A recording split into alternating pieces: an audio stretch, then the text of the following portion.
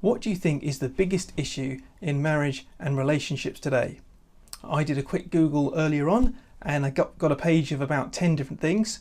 Some of them included communication, when a couple can't communicate properly, time management, when a couple can't sort of find out what to spend enough time doing the things they should be doing, perhaps together, or doing the things that need to be done. Money, of course, that's a big one. What do you spend your money on? Do you have enough money? All this and that. Money's a huge issue. Forgiveness, and when one person has hurt the other and they can't bring themselves to forgive them.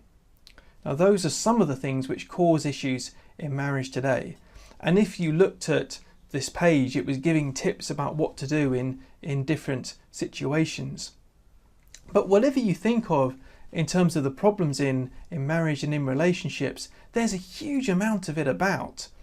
Now, I was just reading an article earlier on today by a guy called Harry Benson, who is the director of the Marriage Foundation. And he said, the UK has the highest level of family instability in the entire developed world. Our epidemic levels of family breakdown were highlighted in a recent international analysis by the Social Trends Institute. So it just seems like there's a huge amount of family instability going on if you look at the statistics. But the thing is, it's not just statistics. If I look around at the people who I know who live around here, the problems that I encounter as a pastor, there's a huge amount of marriage problems and relationship problems. Huge number of children growing up without both parents. I think there are a huge number of people as well who are in unhappy relationships, who are with someone who they'd rather not be with. And I think that's incredibly common. I see that happening a lot. Just the other day, someone was saying to me that everyone that she knew who was married were having marriage problems. And that's not an uncommon thing, sadly. How have we got to this state? How have we got to the state in the UK where things are just so bad? We need to diagnose the root problem here. If I go to the doctor and I say I'm having difficulty staying awake, and not just because I've got young children, but because there's something wrong with me, then the doctor, if he says, well, have you tried taking a bit more caffeine? Try drinking a bit more coffee. Well, if the doctor says that, then caffeine, it might help a bit me to stay awake a little, but it won't solve the problem if I do have narcolepsy or something. I'll need other treatment to actually get to the heart of the problem. And it's the same here. We need to look at the root of the problem rather than at the symptoms. And this is the issue, that a lot of these things, communication, time management, money, forgiveness and so on, they're all symptoms, but they stem from the one root, and the root is a lack of love. And that's where I believe that the Bible comes into this, because God made us to be people who love. God made us fundamentally to be people who love Him and who love others. Jesus tells us what the greatest commands are, the commandments are in the Gospels: to love God with all our heart, soul, mind and strength, and to love our neighbour as ourselves. That second one is a very well-known one, of course, and that's what we are supposed to be like. And yet we find that so difficult. We find that so difficult. I was thinking about this and how our society is so focused now on me. It's all me, and it's all about making ourselves happy and fulfilling our own needs. And I think about something like Tinder, for example, the app where you look at someone's face and you kind of swipe one way or the other if you like it or if you don't like it.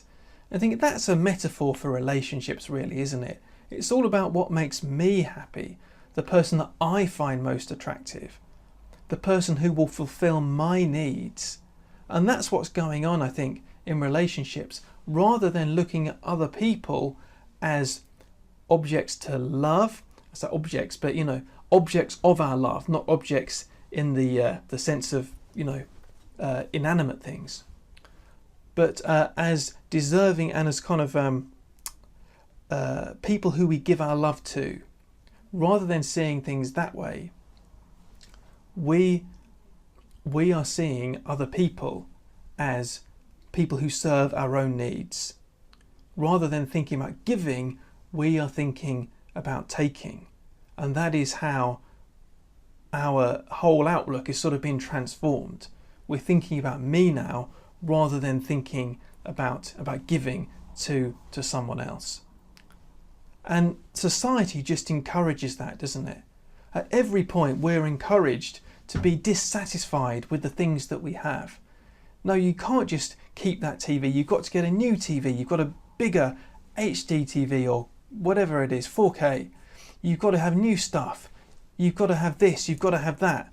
Advertising is constantly telling us that we shouldn't be satisfied with the things that we've got. And we've just taken that and applied it to relationships. We've just taken that and said, you know what? That is how I'm going to treat my spouse or my partner, my boyfriend, my girlfriend, whatever. They are just people who serve me. My needs come first. And if they're not fulfilling my needs, then something is wrong. I think many people think about relationships like that now, even if that's not a conscious thing. That's how we think. Now, there's a lack of love there. It's become entirely about fulfilling our own needs. Now, let me read you a passage from the book of 1 Corinthians, which talks about love. This is a famous passage, which is often read at weddings. 1 Corinthians chapter 13, verses 4 to 7. Love is patient. Love is kind. It does not envy. It does not boast. It is not proud. It does not dishonour others. It is not self-seeking. It is not easily angered. It keeps no record of wrongs. Love does not delight in evil, but rejoices with the truth. It always protects, always trusts, always hopes, always perseveres. Now think about the relationships in trouble. Think about the relationships where things are falling apart. And then look at that list. It's the complete opposite most of the time, isn't it? Now it's impatient. Now people want things, but they don't want to wait for them. They want it all now. They want the best relationship now, and if they don't get it, they'll look elsewhere. It's not kind. Very often I see husband and wife or boyfriend, girlfriend, whatever, just not being kind to each other, not being nice, not being friends, keeping records of wrongs. I think that's one thing which you very often see in relationships which are in trouble, that you hear a long litany of failures and things which the partner has done wrong, and saying you did this, that and the other. You could go through the whole list and say that's what is going on. That rather than love, we are turning to the opposite of love, and we are looking inwards at self-love, which in this case is not really love at all. Now the problem is, this is not a trivial thing to fix. If it was easy to fix, then those tips that we mentioned at the beginning, how to have a happy relationship, they would work. But they don't, do they? Now if those tips really worked, then I don't think we'd be having the issues that we are having in our society. To actually learn how to love, especially in a culture like ours which encourages us to be dissatisfied all the time, that's really, really hard. In fact, I would go as far as to say that's beyond many of us. So what do we do? Is there hope? Well, I want to say that there is hope. I want to say that there is absolutely hope. Back in 1 Corinthians, in that passage that I just read, Paul was writing to a church who were doing things wrong. Now, Paul was writing to a church where love was not happening. And yet he writes to say, look, this is what love is like. You need to learn. More than that, you need to look to God to overcome these issues.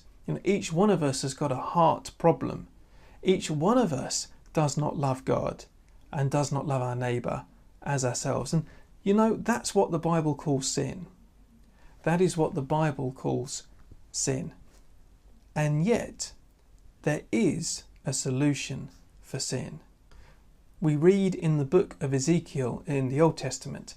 This was written a long time before Christ. This was a prophecy about what God was going to do when Christ came. Ezekiel chapter 11 verse 19, and this is what we read there. I, God, will give them, his people, an undivided heart and put a new spirit in them.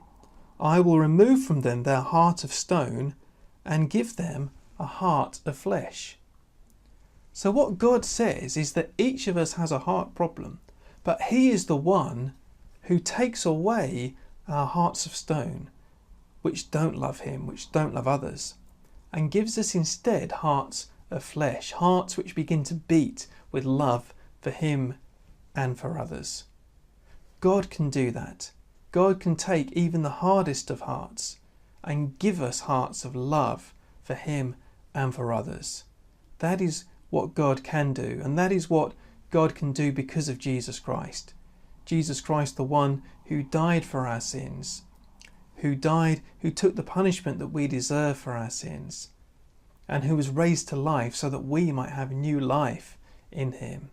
Now, in Jesus Christ we can have new hearts, we can be transformed, we can absolutely, we're not locked into the patterns of the past or the same old destructive habits, but we have new lives, new hope in him.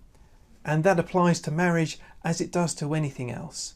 Let me just finish by giving you my experience really and how this has worked out in my life. I've been married now for about 12 years, just coming up 12 years. And you know, over the last few years, me and my wife, we've had our ups and downs.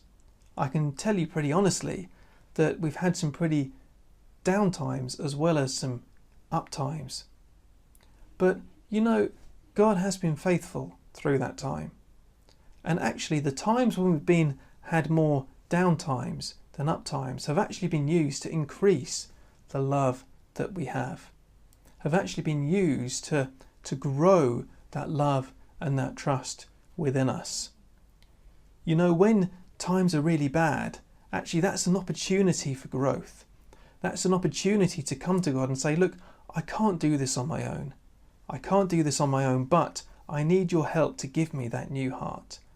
I need your help to give me the heart of flesh, to love, to overcome these barriers and these obstacles. But you know something, when we do that, we grow. When we do that, we don't just stay as we were before, but we grow and increase, and our love grows. And in our day and age, when so often we're bombarded with messages telling us to be selfish, telling us to love ourselves, that actually God's transforming power can transform even our hearts and can help us to ignore those messages and overcome those messages that we get from the world, to transform us to be people who love. Now, in marriage, issues are unavoidable, but with God's help, they are not mountains which cannot be climbed, but actually they lead to growth, they lead to more love, they lead to a better relationship. Now, I appreciate that the Bible has a lot to say about marriage, and I've only just really gone to the root problem, but there are many, many other things that you could say. And there may be problems, there may be things that you're thinking, which you'd like to say, hold on a minute, well, what about this? What about that? And if you're thinking that, then please do feel free to leave me a comment and ask a question or something like that. If you'd like to get in touch with me privately, because I know that these things are, sometimes you don't want to tell everyone about it. If you'd like to get in touch with me privately, you can do that via my website or via Facebook. And I'll put a link down underneath this video. If you expand the description, I'll put a link down below there and you can get in touch with me if you'd like to. If you'd like to learn more about the Christian faith in general, then I can recommend looking at my other video series I'm running called The Catechism. A catechism is basically just putting the Christian faith into a sort of systematic and orderly set of chunks. And that's what I'm doing. I'm working my way through that at the moment. And do go down, watch the introduction video, have a look, and I hope that you find that really beneficial. And finally, please do like this video if you've appreciated it. And if you'd like to see more of these kind of videos, please do hit the subscribe button just down below to the channel. So thank you very much for watching. I really hope that you've enjoyed this video and found it beneficial. God bless.